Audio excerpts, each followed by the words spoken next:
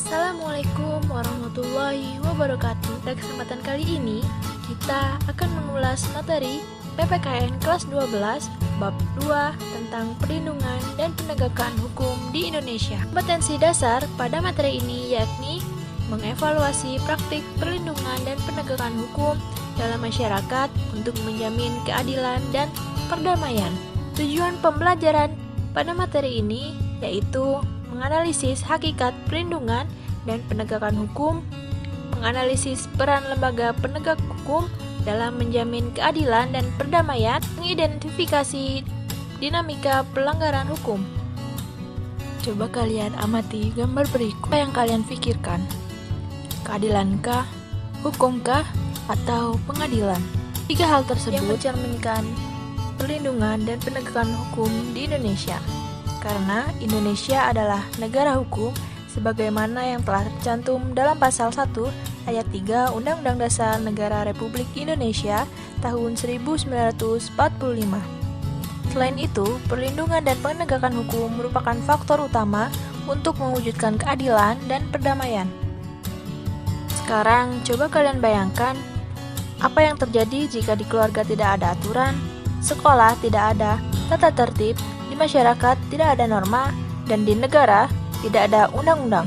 Jika hal itu terjadi, akan menimbulkan kekacauan yang muncul di mana-mana, dan banyak orang yang akan bertindak semaunya sendiri. Oleh karena itu, untuk mewujudkan itu semua, harus diupayakan adanya proses perlindungan dan penegakan hukum. Langsung saja kita masuk kepada materi. A. Hakikat perlindungan dan penegakan hukum. 1. Konsep perlindungan dan penegakan hukum. Menurut Andi Hamzah, perlindungan hukum dimaknai sebagai daya upaya yang dilakukan secara sadar oleh setiap orang maupun lembaga pemerintahan dan swasta yang bertujuan mengusahakan pengamanan, penguasaan, dan pemenuhan kesejahteraan hidup sesuai dengan hak-hak asasi yang ada. Sedangkan menurut Simanjuntak mengartikan perlindungan hukum sebagai segala upaya pemerintah untuk menjamin adanya kepastian hukum serta memberi perlindungan kepada warganya agar hak-haknya sebagai seorang warga negara yang tidak dilanggar, dan bagi yang melanggarnya akan dapat dikenakan sanksi sesuai dengan peraturan. Suatu perlindungan dapat dikatakan sebagai perlindungan hukum apabila mengandung unsur-unsur sebagai berikut. A. Adanya perlindungan dari pemerintah kepada warganya. B. Jaminan kepastian hukum. C. Berkaitan dengan hak-hak warga negara. D. Adanya sanksi hukuman bagi pihak yang melanggar. Dari sekian banyak jenis dan macam perlindungan hukum, terdapat beberapa di antaranya yang cukup populer dan akrab di telinga kalian. Undang-Undang Republik Indonesia Nomor 8 Tahun 1999 tentang Perlindungan Konsumen. Undang-undang ini mengatur segala hal yang menjadi hak dan kewajiban antara produsen dan konsumen. Perlindungan hukum juga diberikan kepada hak atas kekayaan intelektual atau HAKI. Perlindungan hukum diberikan juga kepada tersangka sebagai pihak yang diduga telah melakukan pelanggaran hukum. 2. Pentingnya perlindungan dan penegakan hukum. A. Tegaknya supremasi hukum. Supremasi hukum bermakna bahwa hukum mempunyai kekuasaan mutlak dalam mengatur pergaulan manusia dalam berbagai macam kehidupan. B. Tegaknya keadilan. Tujuan utama hukum adalah mewujudkan keadilan bagi setiap warga negara. Setiap warga negara dapat menikmati hak dan melaksanakan kewajibannya, merupakan wujud dari keadilan tersebut. C. Mewujudkan perdamaian dalam kehidupan masyarakat. Perdamaian akan terwujud apabila setiap orang merasa dilindungi dalam segala bidang kehidupan.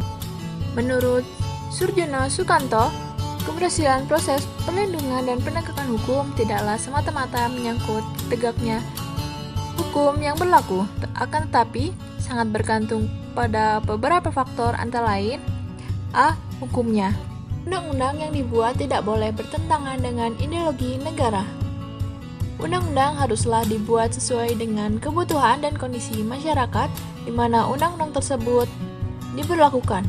B. Penegak hukum. yakni pihak-pihak yang secara langsung terlibat dalam bidang penegakan hukum. C. Masyarakat. Masyarakat lingkungan di mana hukum tersebut berlaku atau ditetapkan. D. Sarana atau fasilitas yang mendukung penegakan hukum. Ketersediaan sarana dan fasilitas yang memadai merupakan suatu keharusan bagi keberhasilan penegakan hukum. E. Kebudayaan. Sebagai hasil karya, cipta, dan rasa yang didasarkan pada karsa manusia di dalam pergaulan hidup. B. Peran lembaga penegak hukum dalam menjamin keadilan dan perdamaian. 1. Peran Kepolisian Republik Indonesia. Kepolisian Republik Indonesia atau yang sering disingkat Polri merupakan lembaga negara yang berperan dalam memelihara keamanan dan ketertiban masyarakat, penegakan hukum, serta memberikan perlindungan, pengayoman, dan pelayanan kepada masyarakat dalam rangka terpeliharanya keamanan dalam negeri. Polri sebagai penyidik utama yang menangani setiap kejahatan secara umum dalam rangka menciptakan keamanan dalam negeri. Diatur dalam Pasal 16 Undang-Undang Republik Indonesia Nomor 2 Tahun 2002 tentang Kepolisian Republik Indonesia yang telah menetapkan kewenangan sebagai berikut. 2. Peran Kejaksaan Republik Indonesia. Kejaksaan Republik Indonesia adalah lembaga negara yang melaksanakan kekuasaan negara khususnya di bidang penuntutan. Pelaku pelanggaran pidana yang akan dituntut adalah yang benar bersalah dan telah memenuhi unsur-unsur tindak pidana yang disangkakan dengan didukung oleh barang bukti yang cukup dan didukung oleh minimal 2 orang saksi. Keberadaan Jaksa Republik Indonesia diatur dalam Undang-Undang Republik Indonesia Nomor 16 Tahun 2004 tentang Kejaksaan Republik Indonesia. Berdasarkan undang-undang tersebut, Kejaksaan sebagai salah satu lembaga penegak hukum dituntut untuk lebih berperan dalam menegakkan supremasi hukum, perlindungan kepentingan umum, penegakan hak asasi manusia, serta pemberantasan korupsi, kolusi, dan nepotisme. Adapun yang menjadi tugas dan wewenang, Kejaksaan Republik Indonesia dikelompokkan menjadi 3 bidang, yaitu 1. Di bidang pidana, 2. Di bidang perdata dan tata usaha negara, 3. Dalam bidang ketertiban dan ketentraman umum. Peran hakim sebagai pelaksana kekuasaan kehakiman. Perwujudan kekuasaan kehakiman diatur sepenuhnya dalam Undang-Undang Republik Indonesia Nomor 48 Tahun 2009 tentang kekuasaan kehakiman. Mahkamah Agung meliputi badan peradilan yang berada di lingkungan peradilan umum, peradilan agama, peradilan militer, dan peradilan tata usaha negara, serta oleh sebuah mahkamah konstitusi. Kekuasaan kehakiman yang diselenggarakan oleh lembaga-lembaga tersebut dilaksanakan oleh hakim. Menurut ketentuan Undang-Undang Republik Indonesia Nomor 48 Tahun 2009 tentang kekuasaan kehakiman, A. Hakim pada Mahkamah Agung yang disebut dengan Hakim Agung. Hakim pada peradilan yang berada di bawah Mahkamah Agung. C. Hakim pada Mahkamah Konstitusi yang disebut dengan Hakim Konstitusi. Hakim berdasarkan jenis peradilannya diklasifikasikan menjadi 3 bagian, yaitu Hakim Agung, Hakim Konstitusi, dan Hakim Ad hoc. 4. Peran advokat dalam penegakan hukum. Advokat adalah orang yang berprofesi menjadi jasa hukum baik di dalam maupun di luar pengadilan. Jasa hukum diberikan berupa memberi konsultasi hukum, bantuan hukum, menjalankan kuasa, mewakili, membela, mendampingi, dan melakukan tindakan hukum. Adapun persyaratan untuk menjadi advokat di Indonesia diatur dalam Pasal 3 Undang-Undang Republik Indonesia Nomor 18 Tahun 2003 tentang advokat. Menurut Undang-Undang Republik Indonesia Nomor 18 Tahun 2003, seorang advokat mempunyai hak dan kewajiban yang dilindungi oleh undang-undang. Adapun kewajiban yang harus dipatuhi oleh seorang advokat diantaranya yaitu Advokat dalam menjalankan tugas profesinya dilarang membedakan perlakuan terhadap klien. Advokat wajib merahasiakan segala sesuatu yang diketahui atau diperoleh dari kliennya. Advokat dilarang memegang jabatan lain yang bertentangan dengan kepentingan, tugas, dan martabat profesinya. Advokat dilarang memegang jabatan lain yang meminta pengabdian sedemikian rupa sehingga merugikan profesi advokat.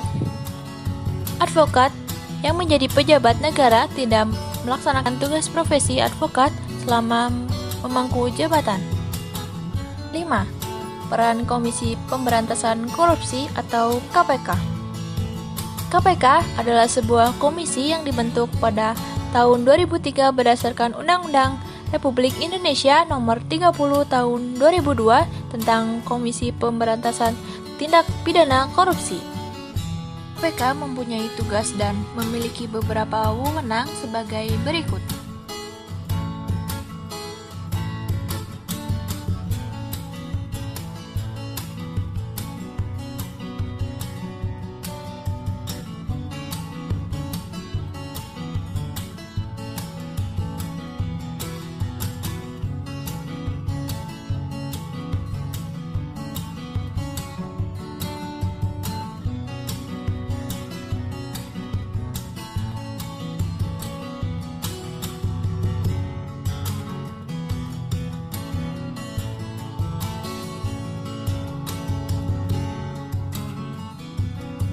Dalam menjalankan tugas dan wewenangnya, KPK berpedoman pada asas berikut. 1. Kepastian hukum. 2. Keterbukaan. 3. Akuntabilitas. 4. Kepentingan umum. Dan 5. Proporsionalitas. C. Dinamika pelanggaran hukum. Ke-1. Berbagai kasus pelanggaran hukum. Pelanggaran hukum disebut juga perbuatan melawan hukum, yaitu tindakan seseorang tidak sesuai atau bertentangan dengan aturan-aturan yang berlaku. Pelanggaran hukum merupakan bentuk ketidakpatuhan terhadap hukum. Ketidakpatuhan terhadap hukum dapat disebabkan oleh dua hal, yaitu pertama, pelanggaran hukum oleh si pelanggar sudah dianggap sebagai kebiasaan. Kedua, hukum yang berlaku sudah tidak sesuai lagi dengan tuntutan kehidupan. Contoh perilaku yang bertentangan dengan aturan yang dilakukan di lingkungan keluarga, sekolah, masyarakat, bangsa, dan negara.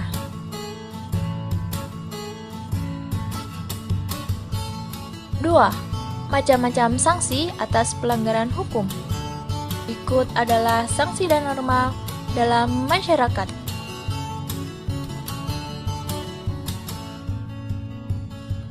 Sanksi norma hukum adalah tegas dan nyata. Tegas berarti adanya aturan yang telah dibuat secara material telah diatur dalam peraturan perundang-undangan. Pasal 10 Kitab Undang-Undang Hukum Pidana ditegaskan bahwa sanksi pidana berbentuk hukuman yang mencakup 1. Hukuman pokok terdiri atas hukuman mati dan hukuman penjara yang terdiri atas hukuman seumur hidup dan hukuman sementara. 2. Hukuman tambahan, pencabutan hak-hak tertentu, perampasan, penyitaan barang-barang tertentu, dan pengumuman keputusan hakim. Nyata berarti aturan yang secara material telah ditetapkan kadar hukumannya berdasarkan perbuatan yang dilanggarnya. 3. Partisipasi dalam perlindungan dan penegakan hukum. Patuhan hukum mengandung arti bahwa seseorang memiliki kesadaran untuk memahami dan menggunakan peraturan perundangan yang berlaku, mempertahankan tertib hukum yang ada, dan menegakkan kepastian hukum. Adapun ciri-ciri seseorang yang berperilaku sesuai dengan hukum yang berlaku dapat dilihat dari perilaku yang dibuatnya. A. Disenangi oleh masyarakat pada umumnya. B. Tidak menimbulkan kerugian bagi diri sendiri ataupun orang lain. Tidak menyinggung perasaan orang lain, menciptakan keselarasan, mencerminkan sikap sadar hukum, mencerminkan kepatuhan terhadap hukum. Perilaku yang mencerminkan sikap patuh terhadap hukum harus kita tampilkan dalam kehidupan sehari-hari, baik di lingkungan keluarga, sekolah, masyarakat, bangsa, dan negara sebagai bentuk perwujudan partisipasi kalian dalam proses penegakan hukum dan perlindungan hukum. Nah, mungkin segitu saja materi yang kita pelajari. Itu adalah materi yang sudah kita bahas. Semoga bisa bermanfaat. Tetaplah menaati peraturan, tetap jaga kesehatan. Semoga kita bisa menjadi warga negara yang baik. Tetap semangat belajar. Terima kasih. Wassalamualaikum warahmatullahi wabarakatuh.